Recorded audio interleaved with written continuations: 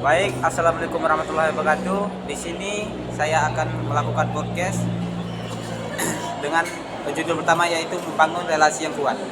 Baik, Mas Ardan, sebagai seorang project manager, relasi yang baik itu seberapa penting dalam keberhasilan project Anda? Baik, Dan, relasi yang kuat itu sangat penting, Dan. Kalau kita punya hubungan baik dengan anggota tim, kerjasama akan lebih lancar.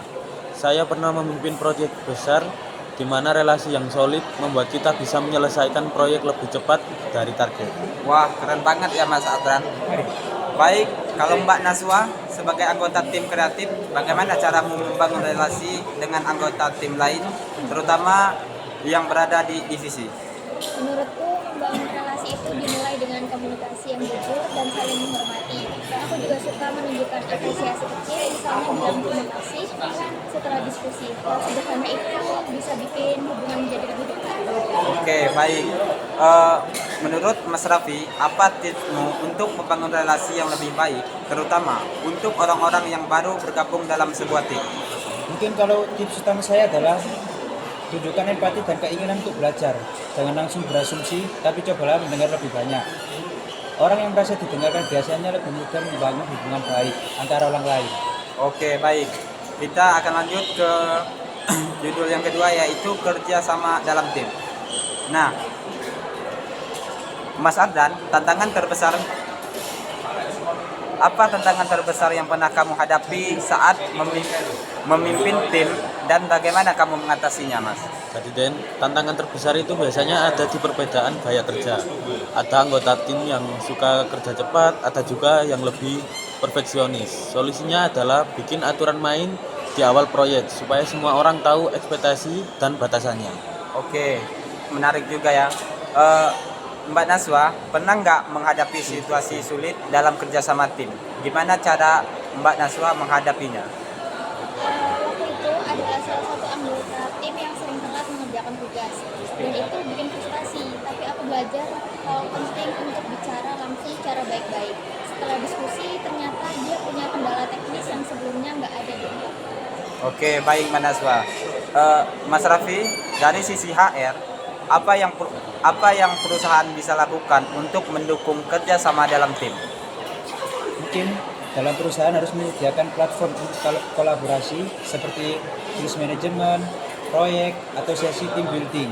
Selain itu, penting untuk memberikan pelatih soft skill seperti komunikasi dan pemecahan masalah. Oke, baik, terima kasih. Kita akan lanjutkan ke judul yang ketiga yaitu mengelola hubungan kerja. Ardan, bagaimana kamu menjaga hubungan kerja yang sehat dengan timmu? Aku selalu berusaha terbuka dan adil. Kalau ada masalah, aku lebih memilih untuk menyelesaikan secara langsung daripada membiarkannya berlarut-larut. Oke, bagus sekali ya. Untuk Mbak Naswa, apa yang menurutmu bisa membantu menjaga hubungan kerja tetap positif?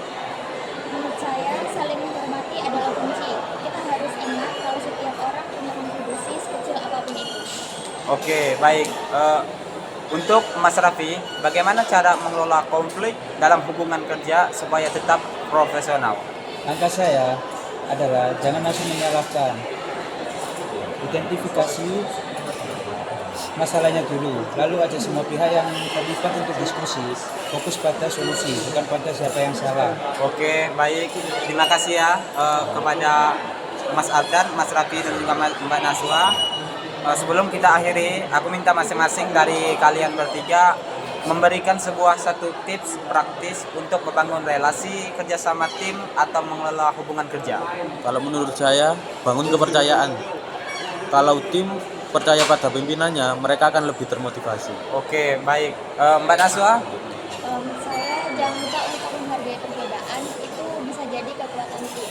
Oke, baik. Mas Raffi? Kalau saya selalu komunikasi dengan jelas dan jangan ada miskom, karena miskomunikasi itu yang bikin jadi akar permasalahan dari sesuatu perusahaan.